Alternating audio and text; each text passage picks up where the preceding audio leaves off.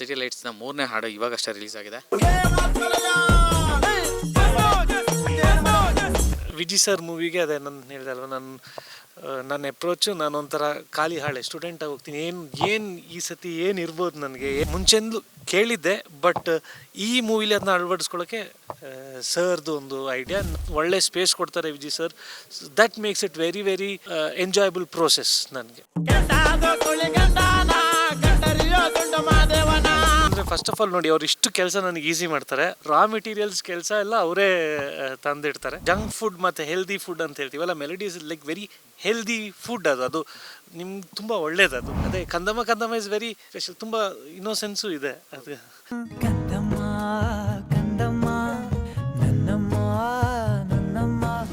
ಆ ಲೋಕಗಳು ಕಟ್ಕೊಡೋದಲ್ಲಿ they are magician. ಕರಾವಳಿ ತುಂಬ ಇಷ್ಟ ಆಯಿತು ಹಾಡುಗಳು.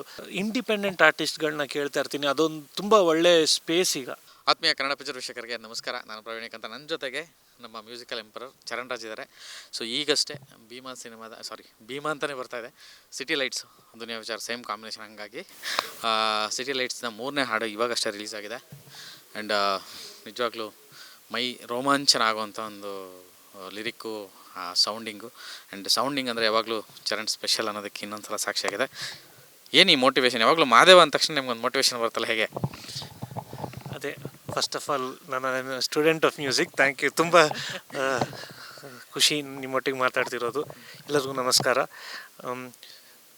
ವಿಜಿ ಸರ್ ಮೂವಿಗೆ ಅದೇ ನಾನು ಹೇಳಿದೆ ಅಲ್ವ, ನನ್ನ ಅಪ್ರೋಚು ನಾನು ಒಂಥರ ಖಾಲಿ ಹಾಳೆ ಸ್ಟೂಡೆಂಟಾಗಿ ಹೋಗ್ತೀನಿ.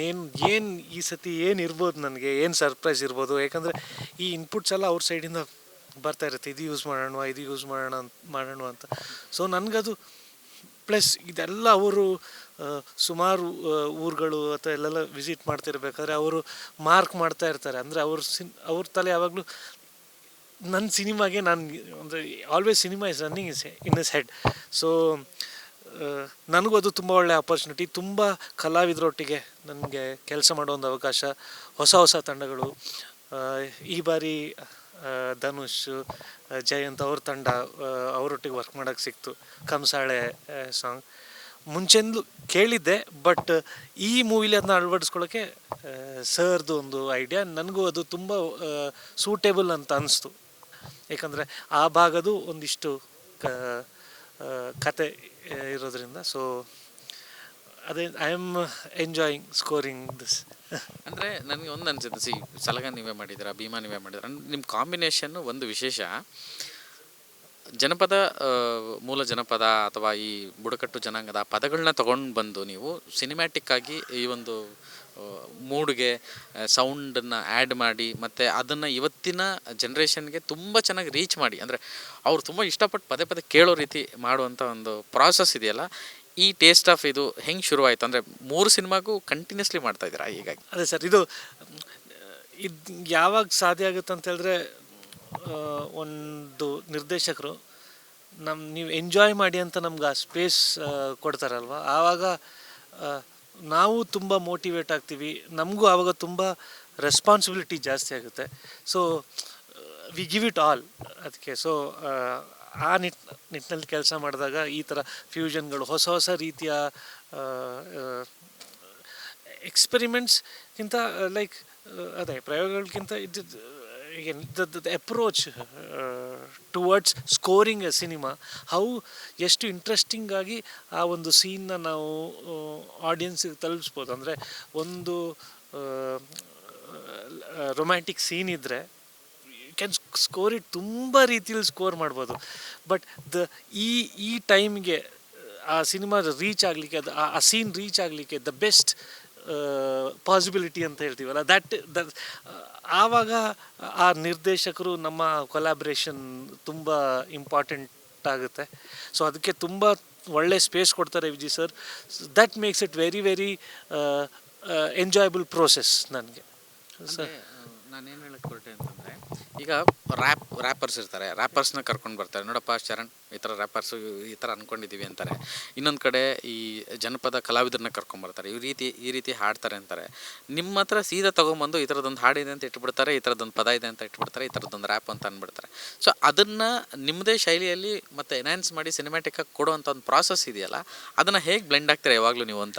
ಅಂದರೆ ಫಸ್ಟ್ ಆಫ್ ಆಲ್ ನೋಡಿ, ಅವ್ರು ಇಷ್ಟು ಕೆಲಸ ನನಗೆ ಈಸಿ ಮಾಡ್ತಾರೆ, ಅವರೇ ಎಲ್ಲನ್ನ ಹೊಂದಿಸಿ ಎಲ್ಲ ಇದು ಮಾಡಿ ನನಗೊಂದು ಪ್ಲ್ಯಾಟರಲ್ಲಿ ಇಡ್ತಾರೆ. ಸೊ ನನ್ನ ಕೆಲಸ ಏನಂತ ಹೇಳಿದ್ರೆ, ನಾನು ಸ್ಟುಡಿಯೋದಲ್ಲಿ ಇದನ್ನ ಹೇಗೆ ಇಂಟ್ರೆಸ್ಟಿಂಗ್ ಆಗಿ ನಾನು ಇದನ್ನ ಪ್ರೆಸೆಂಟ್ ಮಾಡ್ಬೋದು ಅಂತ. ಸೊ ಆ್ಯಕ್ಚುಲಿ ನನ್ನ ಕೆಲಸ ತುಂಬಾ ಈಸಿ ಆಗುತ್ತೆ. ಮುಖಾಲ್ ಸೋರ್ಸಿಂಗ್ ಕೆಲಸ, ರಾ ಮೆಟೀರಿಯಲ್ಸ್ ಕೆಲಸ ಎಲ್ಲ ಅವರೇ ತಂದಿಡ್ತಾರೆ. ಸೊ ಪ್ಲಸ್ ಏನಾಗುತ್ತೆ ಅಂತ ಹೇಳಿದ್ರೆ ಸರ್, ಅಂದರೆ ದ ಸಿನಿಮಾನೂ ಹಾಗೆ ಇದೆ, ಆ ಒಂದು ಫ್ಯೂಷನ್ನು. ಅಂದರೆ ಸಿಟಿನೂ ಇದೆ, ಸಿಟಿ ಲೈಟ್ಸು ಇದೆ, ರೂರಲ್ ಬ್ಯಾಕ್ಗ್ರೌಂಡು ಇದೆ. ಸೊ ಎಲ್ಲದರ ಒಂದು ಫ್ಯೂಷನ್ ಇದೆ ಸ್ಟೋರಿಲು. ಸೊ ಮ್ಯೂಸಿಕ್ಕು ಆ ರೀತಿ ಆ ಫ್ಯೂಷನ್ ಇರುತ್ತೆ. ಪ್ಲಸ್ ಅಫ್ಕೋರ್ಸ್ ನೀವು ಅದೇ ಹೊಸ ಆರ್ಟಿಸ್ಟ್ ರ್ಯಾಪರ್ಸ್ ಎಲ್ಲ ಹೇಳಿದ್ರಿ. ಸೊ ನಮ್ಮಲ್ಲಿ ಅಷ್ಟು ಇಂಡಿಪೆಂಡೆಂಟ್ ಮ್ಯೂಸಿಕ್ ಟ್ಯಾಲೆಂಟ್ಸ್ ಇದ್ದಾರೆ. So why not use them to the best of our to the best ಅಂತ ಹೇಳುವಂಥದ್ದು ಸರ್ ಮತ್ತು ನಮ್ಮ ಅಪ್ರೋಚ್. ನನಗೆ ಅಂದರೆ ಈಗ ಭವ ಬಂದು ಅದೊಂದು ರ್ಯಾಪ್ ಆಯಿತು. ಆ್ಯಂಡ್ ಇದಕ್ಕೆ ಬಂದರೆ ಇದೊಂದು ಟ್ರಾನ್ಸಲ್ಲಿದೆ, ಅಂದರೆ ಮಂಟೆಸ್ವಾಮಿ, ಸಿದ್ದಪ್ಪಾಜಿ ಅಥವಾ ಕಂಸಾಳೆ ಎಲ್ಲವೂ ಕೂಡ ಬ್ಲೆಂಡಾಗಿ ಇದೊಂದು ಹಾಡಾಗಿದೆ. ಇದ್ರ ಮಧ್ಯೆ ಕಂದಮ್ಮ ನನಗೆ ಲಿಟ್ರಲಿ ನನಗೆ ಐ ಡೋಂಟ್ ನೋ, ನಾನು ಮ್ಯೂಸಿಕ್ ತುಂಬ ಕೇಳ್ತೀನಿ, ಹಂಗಾಗಿ ನನಗೆ ಇಳಯರಾಜ ಅವರು ತುಂಬ ಅನಿಸಿದ್ರು. ಅಂದರೆ ಅದೊಂದು ಅವ್ರ ಕಂಪೋಸಿಷನ್ಸ್ ನನ್ನ ಅದೆಲ್ಲ ಫೀಲ್ ಆಗಕ್ಕೆ ಶುರುವಾಯ್ತು. ಅಂದರೆ ಈ ಹಾಡು ನೋಡಿ ಬಟ್ ಈ ಕಂಪೋಸಿಷನ್ಸು, ಈ ಥರದ ಮೆಲಡಿ ಮತ್ತು ಇದು ಯಾವಾಗಲೂ ಸಾರ್ವಕಾಲಿಕವಾಗಿ ತಾಗುವಂಥದ್ದು. ನಾನು ಅಂದ್ಕೊಂಡೆ ಇದು ತುಂಬ ಹಿಂಗಾಗ್ಬಿಟ್ಟು, ಬಟ್ ಅದು ತಗೊಂಡು ಟೇಕ್ ಆಫ್ ಬಂದ್ಬಿಟ್ಟು ತುಂಬ ಸ್ಲೋ. ಇವಾಗ ನೋಡಿದ್ರೆ ಅದು ಎಲ್ಲ ಕಡೆ ಕೇಳ್ಸೋಕ್ಕೆ ಶುರುವಾಗಿದೆ, ಎಲ್ಲ ಕಡೆ ರೀಲ್ಸು ಇದನ್ನೆಲ್ಲ ಆಗಕ್ಕೆ ಶುರುವಾಗಿದೆ. ಕಡಲನು ಆ ಹಾಡು ಕೂಡ ಹಿಂಗೇನೆ ಆಗಿದ್ದು.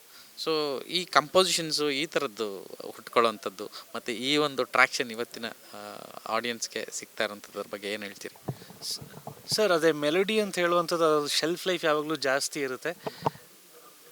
ಯಾವಾಗಲೂ ಅದು ಈ ಫಾಸ್ಟ್ ಜಂಕ್ ಫುಡ್ ಮತ್ತು ಹೆಲ್ದಿ ಫುಡ್ ಅಂತ ಹೇಳ್ತೀವಲ್ಲ, melody is like very healthy food. ಅದು ನಿಮ್ಗೆ ತುಂಬ ಒಳ್ಳೆಯದು ನಿಮ್ಮ. ಸೊ ಮೆಲಡಿ ಅಂತ ಅದು ಈಗಿನ ಜನ್ರೇಷನ್ಗಿರ್ಬೋದು ಅಥವಾ ಹಿಂದಿನ ಜನ್ರೇಷನ್ನು ಎಲ್ಲರಿಗೂ ಅದು ಇಷ್ಟ ಆಗುವಂಥದ್ದು. ಎಲ್ಲರೂ ತುಂಬ ಅದನ್ನ ಅದೇ ಫೀಲ್ ಮಾಡ್ಕೊಳ್ಳೋವಂಥದ್ದು. So melody always stays. And melody ಮಾಡೋಕ್ಕೂ ಒಂಥರ ಯಾವಾಗಲೂ ಒಂದು ಕಂಪೋಸರ್ಗೆ ತುಂಬ it's a enjoyable process. So ಇಂಥ ಒಳ್ಳೆ ಸಿಚುವೇಶನ್ಗಳೆಲ್ಲ ಕೊಟ್ಟಾಗ ಅದು ಏನು ಹೇಳೋದು, ಅಂದ್ರೆ ನಮ್ಗದು ಒಂಥರ ಫುಲ್ ಟಾಸ್ ಬಾಲ್ ಹಾಕಿದಾಗೆ. ಏನು ಕುತೂಹಲ ಆಯಿತು ಅಂತಂದರೆ, ಈ ವಿಜಯ್ ಸರ್ ಮಾತಲ್ಲಿ ಹೇಳೋದಂದರೆ ಅವ್ರು ತುಂಬ ತೀಟೆಗೆ ಈ ಥರದ್ದೆಲ್ಲ ತಗೊಂಡು ಮಾಡೋವಂಥದ್ದು. ಬಟ್ ಅವರಲ್ಲಿರುವಂತಹ ಮೆಲಡಿ, ಅವ್ರ ಕಂಪೋಸಿಷನ್ಸ್ ಮಾಡಿಸೋ ರೀತಿ, ಈಗ ಮಳೆಯೂ ಆಗಿರ್ಬೋದು ಅಥವಾ ಐ ಲವ್ ಯು ಕಣೆ ಆಗಿರ್ಬೋದು, ಮತ್ತು ಅಗೇನ್ ಇದು ಅವರ ಒಂದು ಟೇಸ್ಟ್ ಆಫ್ ಮೆಲಡಿ ಮ್ಯೂಸಿಕ್ ಅಥವಾ ಈ ಥರದ್ದು ರೊಮ್ಯಾಂಟಿಸೈಸ್ ಮಾಡುವಂಥದ್ದು ಅವ್ರು ಹೇಗೆ ತಗೊಬರ್ತಾರೆ ನಿಮ್ಮ ಹತ್ರ ಅಂತ? ಸರ್, ಅಂದರೆ ಇದೆಲ್ಲ ಹೇಳಿದ್ರಲ್ವ, ಇದೆಲ್ಲ ಡೆಕೋರೇಷನ್ಸು, ಅದ್ರ ಎಲ್ಲದ ಮಧ್ಯೆ ಒಂದು ಡೆಪ್ತ್ ಅಂತ ಒಂದಿದೆ. There is a pain, there is a tragedy, ಅಂದರೆ there is something in the movie. ಅಂದರೆ ಆ ಡೆಪ್ತು ವಿಜಯ್ ಸರಲ್ಲೂ ಇದೆ. ಸೊ ಅದನ್ನ ನೋಡೋದು ತುಂಬ ಇಂಪಾರ್ಟೆಂಟ್ ಆಗುತ್ತೆ. ದ್ಯಾಟ್ ಈಸ್ ದ ಸೋಲ್ ಅಂತ ಇದೆ. ಅದನ್ನ ಆ ಫೀಲಿಂಗ್ನ ಕ್ಯಾಪ್ಚರ್ ಮಾಡೋದು ತುಂಬ ಇಂಪಾರ್ಟೆಂಟ್ ಆಗುತ್ತೆ. ಸೊ ಮೆಲಡಿ ಅದೇ ಐ ಥಿಂಕ್ ಆಲ್ಸೋ ಇಷ್ಟು ವರ್ಷ ಅವರೊಟ್ಟಿಗೆ ಕೆಲಸ ಮಾಡಿದ್ಮೇಲೆ ಅದು ಅವ್ರು ಏನೇ ಏನೇ ಜಾಬಿಯಲ್ಲಾಗಿದ್ರು ಅದು ನಮ್ಗೆ ಅರ್ಥ ಆಗುತ್ತೆ. ಅಂಡರ್ ಕರೆಂಟ್ ಸೆಕೆಂಡ್ ಲೇಯರ್ ಇದೆಲ್ಲ ಅದು ಅರ್ಥ ಆಗುತ್ತೆ. ಅಂದರೆ ಈಗ ಸಿಚುವೇಶನ್ಸ್ಗೆ ಸಾಂಗ್ ಮಾಡೋದು ಅಥವಾ ಅದು ಸೆಟ್ಟಲ್ಲಿ ಸಾಂಗ್ ಮಾಡೋವಂಥದ್ದು ಅಥವಾ ಸಿಚುವೇಶನ್ಗೆ ಒಂದೊಂದು ಸಾಂಗ್ ಬೇಕು ಅನ್ನೋದು ಮಾಡೋದು ಅದು ಬೇರೆ ವಿಷಯ. ಕತೆ ಒಳಗಡೆ ಹಾಡಾಗಿ ಹೋಗುವಂಥದ್ದು ತುಂಬ ಇರುತ್ತೆ ಇವ್ರ ಕತೆಗಳಲ್ಲಿ ಅಥವಾ ನಿಮ್ಮ ಕಾಂಬಿನೇಷನಲ್ಲಿ ಮಾಡಿರೋವಂಥದ್ದಕ್ಕೆ. ಸೊ ಆ ಒಂದು ವಿಷಯಕ್ಕೆ ಆ ಕತೆ ಸಿಚುವೇಶನ್ ಜೊತೆಗೆ ಹೋಗುವಂಥದ್ದು. ಈಗ ಕಂದಮ್ಮ ನೋಡಿದಾಗ ಅದು ಒಂದು ಕಥೆಯಾಗಿ ಬ್ಲೆಂಡ್ ಆಗಿಬಿಟ್ಟಿದೆ. ಆ ಸೌಂಡಿಂಗ್ ಆಗಿರ್ಬೋದು, ಲಿರಿಕ್ ಆಗಿರ್ಬೋದು, ಆ ಥರದ್ದು ಒಂದು. ಸೊ ಇದು ಹೇಗಾಗುತ್ತೆ ಅಂತ ಸರ್? ಅದು ಸ್ಟೋರಿನೇ ಮೋಟಿವೇಟ್ ಮಾಡುತ್ತೆ. ಅದಕ್ಕೆ ಸ್ಟೋರಿ ಅಂದರೆ ಡೈರೆಕ್ಟರ್ ಮೋಟಿವೇಟ್ ಮಾಡ್ತಾರೆ. ಅಫ್ಕೋರ್ಸ್ ಕ್ಯಾರೆಕ್ಟರ್ಸ್ ಎಲ್ಲ ಸ್ಟೋರಿ ಬೇಸಿಕಲಿ. ಆ್ಯಂಡ್ ಅವರು ಆ ಹಾಡಿಗೆ ಅವರು ಅಂದ್ಕೊಂಡಂಥ ರೆಫರೆನ್ಸಸ್ಗಳು ಅಂತ ನೀವು ಹೇಳಿದ್ರಲ್ಲ, ಸರ್ ಕೂಡ ಹಂಸಲೇಖ ಸರ್, ಇಳೆಯರಾಜ ಅವ್ರನ್ನ ತುಂಬ ಎಂಜಾಯ್ ಮಾಡಿಕೊಂಡು ಕೇಳಿ ಅದು ಅವ್ರ ಮ್ಯೂಸಿಕಲ್ ಟೇಸ್ಟ್ ಆ್ಯಂಡ್ ಅಪ್ಬ್ರಿಂಗಿಂಗ್. ನಂದು ಸಿಮಿಲರ್ ಮ್ಯೂಸಿಕಲ್ ಟೇಸ್ಟ್ ಇದೆ. ಸೊ ನ್ಯಾಚುರಲಿ ವಿ ಇನ್ಕ್ಲೈನ್ಡ್, ಅದಕ್ಕೆ ಇನ್ಕ್ಲೈನ್ ಆಗ್ತೀವಿ. ಬಟ್ ಅದೇ ಕಂದಮ ಇಸ್ ವೆರಿ ಸ್ಪೆಷಲ್, ತುಂಬ ಇನ್ನೋಸೆನ್ಸು ಇದೆ ಅದು. ಸೊ ಅದು ಅಂದರೆ ತುಂಬ ಕಷ್ಟ ಸರ್ ಒಂದೊಂದ್ಸತಿ ಈ ಪ್ರೋಸೆಸ್. ಹೌದು, ಪ್ರೋಸೆಸ್ನ ಎಕ್ಸ್ಪ್ಲೈನ್ ಮಾಡೋದು ತುಂಬ ಕಷ್ಟ. ಏಕೆಂದರೆ ಅದೊಂಥರ ಅದು ಅಂದರೆ ನಾನು ಸರ್ ಒಟ್ಟಿಗೆ ಕೂತಾಗ ಬ್ಲ್ಯಾಂಕಾಗಿ ಕೂತಿರ್ತೀವಿ.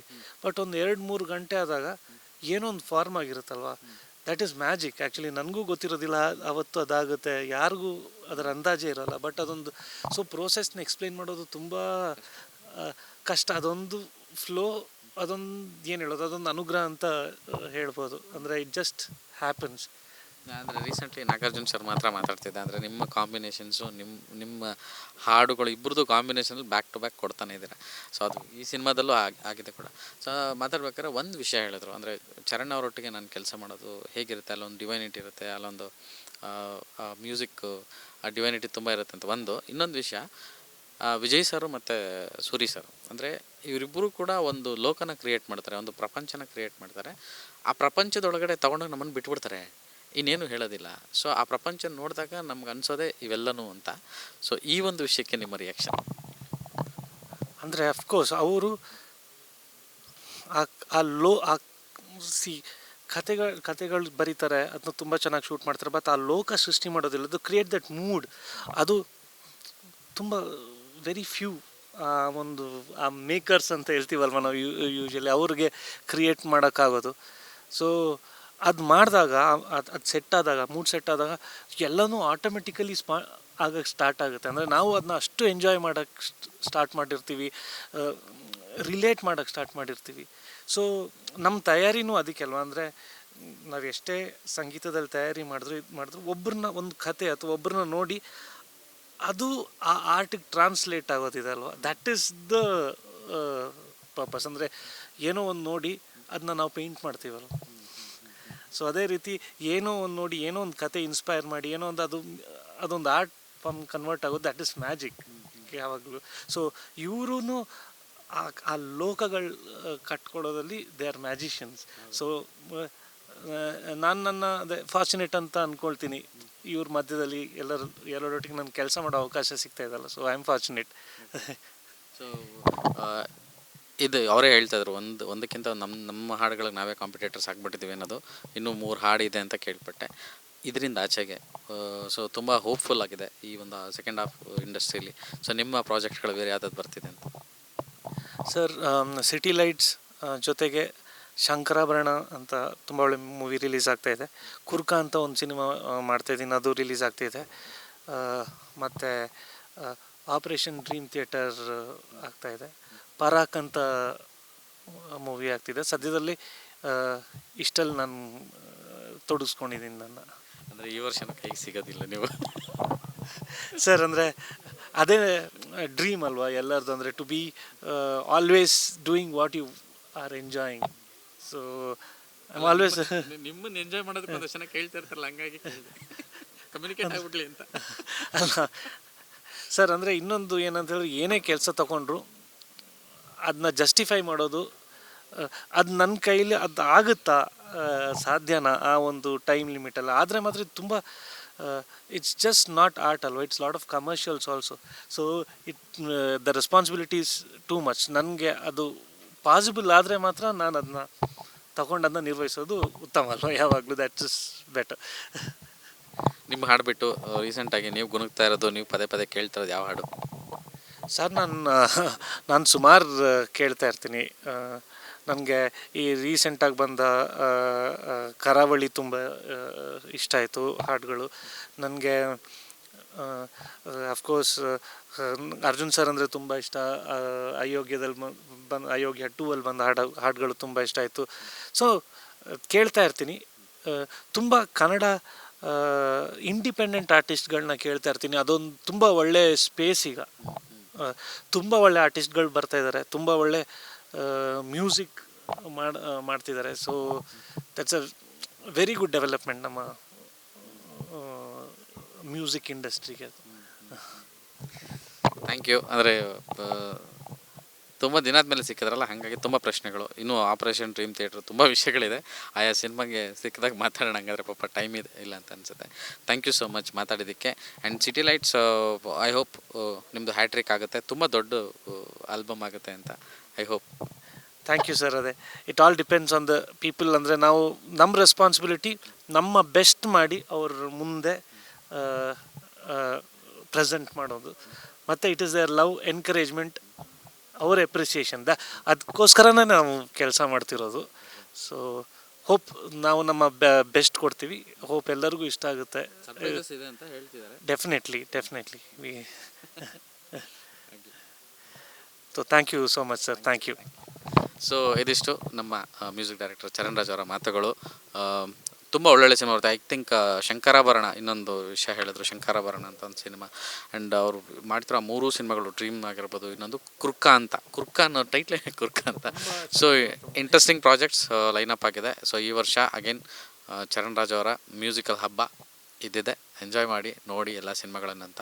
ಇದಿಷ್ಟು ಮಾತುಕತೆ. ಸೆಪ್ಟೆಂಬರ್ 18ಕ್ಕೆ ಸಿಟಿ ಲೈಟ್ಸ್ ರಿಲೀಸ್ ಆಗ್ತಿದೆ, ಮಿಸ್ ಮಾಡಬೇಡಿ. ಈಗ ರಿಲೀಸ್ ಆಗ್ತಿರೋ ಕೆಂಡದೋಕುಳಿ ಗಂಡನ ಮಾತ್ರ ಮಿಸ್ ಮಾಡಲೇಬೇಡಿ. ಸೊ ನಮ್ಮ ಜನಪದ ತತ್ವಪದಗಳನ್ನು ಬ್ಲೆಂಡ್ ಮಾಡಿರೋಂಥ ಕಂಸಾಳೆ ಬ್ಲೆಂಡ್ ಮಾಡಿರೋಂಥ ಒಂದು ಹಾಡಿದು, ಮಿಸ್ ಮಾಡಬೇಡಿ. ನಮಸ್ಕಾರ.